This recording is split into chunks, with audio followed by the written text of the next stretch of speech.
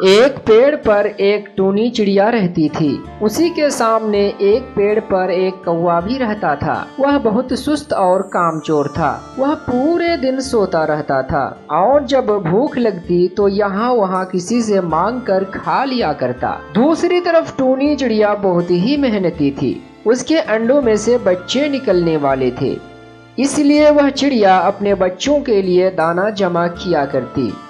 एक दिन चिड़िया सोचती है, अरे मेरा घोंसला तो बहुत कच्चा है और बरसात भी बहुत करीब है और मैंने बरसात से पहले अपना घोंसला पक्का नहीं किया तो मेरे अंडे खराब हो जाएंगे।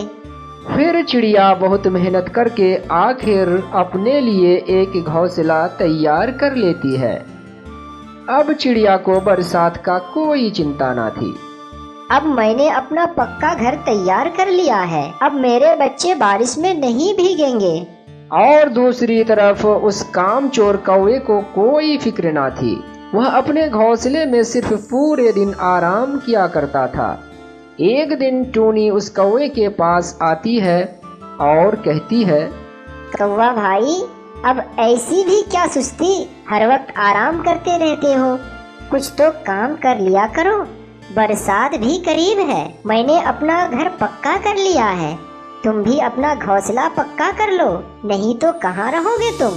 अरे चिड़िया बहन, तुमने अपना घोंसला पक्का कर लिया है तो अब मुझे सिखा रहे हो? तुम मुझे मेरा काम मत बताओ। जब बारिश होगी तो मैं देख लूंगा, तुम यहाँ से जाओ, मेरा दिमाग खराब मत करो। कौवे की बात सुनकर चिड़िया मायूस होकर अपना घर वापस चली आती है। मैं तो कौवा भाई की अच्छाई के लिए गई थी, वह तो मुझ पर ही गुस्सा हो गए। इस तरह से कुछ दिन बीत जाते हैं। चिड़िया के घोंसले में 2 बच्चे निकलते हैं। अब मेरे बच्चे निकल गए, अब बारिश भी होगी, मुझे कोई चिंता नहीं है। फिर एक दिन अचानक तेज बारिश शुरू हो जाती है। चिड़िया की मेहनत काम आई। उसके घर में एक बूंद भी पानी नहीं आता, जबकि दूसरी तरफ कौवे का घोंसला तो पानी से पूरी तरह भर गया था। वह पानी में भीग जाता है और कांपने लगता है। अब तो घोंसला पूरा पानी से भर गया, अब मैं क्या करूं? मुझे तो बहुत ठंड लग रही है, अब मैं कहां जाऊं? एक काम करता हूं, चिड़िया बहन का घर पक्का है, मैं कुछ दिनों के लिए वहां चला जाता हूं। फिर कौवा चिड़िया की घर की तरफ चल देती है और वहां जाकर दरवाजा खटखटाता है। कौन है दरवाजे पर? अरे चिड़िया बहन, मैं तुम्हारा कौवा भैया हूँ, दरवाजा खोलो, मेरा घोंसला पूरा पानी से भर गया और मुझे बहुत ठंड भी लग रही है, तुम मुझे अपने घर में रख लो। चिड़िया कौवे को घर में बुला लेती है। कौवा भैया, जब तक बारिश नहीं रुकती आप मेरे घर पर ही रह सकते हो, जब बारिश रुक जाएगी तो हम दोनों मिलकर आपका घोंसला तैयार कर लेंगे, अभी आप आराम करो। कौवा चिड़िया का घर देखकर बहुत ही हैरान हो जाता है और वह सोचता है, अरे इस चिड़िया का तो घर बहुत ही खूबसूरत है और चिड़िया बहन भी बहुत अच्छी है। फिर कौवा चिड़िया की बिस्तर पर सो जाता है। फिर बारिश रुक जाती है और मौसम ठीक हो जाता है। तब चिड़िया कौवे के पास आती है और कहती है, कौवा भैया, बुरा मत मानना, पर अब बारिश रुक गई है, अब हम दोनों मिलकर आपका घोंसला बना सकते हैं। कौवा बहुत कामचोर था।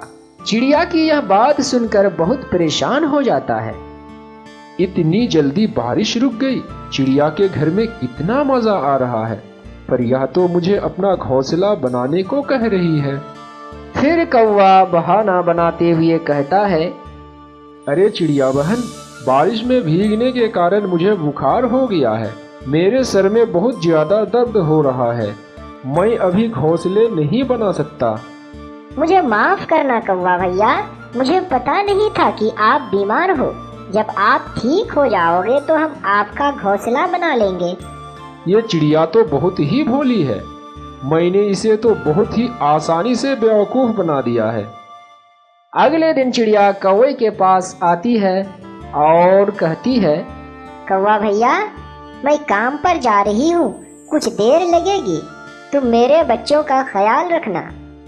तुम चिंता मत करो चिड़िया बहन, मैं तुम्हारे बच्चों का अच्छी तरह से ख्याल रखूंगा।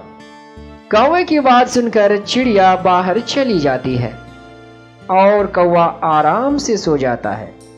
चिड़िया के बच्चे खेल रहे होते हैं। बच्चे के खेलने की आवाज से कौवे की नींद खराब हो जाती है और वह गुस्सा हो जाता है। अरे तुम सब अपनी आवाजें बंद करो, मुझे नींद आ रही है, मुझे सोने दो, वरना मैं तुम सबको चील के हवाले कर दूंगा। चिड़िया के बच्चे बहुत ही डर जाते हैं। चिड़िया जब कौवे के घर के लिए तिनका जमा करके वापस घर आती है तो वह देखती है कि कौवा ने तो घर का सारा दाना खा लिया है। फिर भी चिड़िया कौवे को कुछ नहीं कहती, फिर वह भूखे ही सो जाती है। फिर अगले दिन चिड़िया कौवे की घोंसले तैयार कर देती है और कौवे के पास आती है। कौवा भैया, चलो मेरे साथ, मुझे आपको कुछ दिखाना है। फिर चिड़िया कौवे को उसके घोंसले के पास ले जाती है।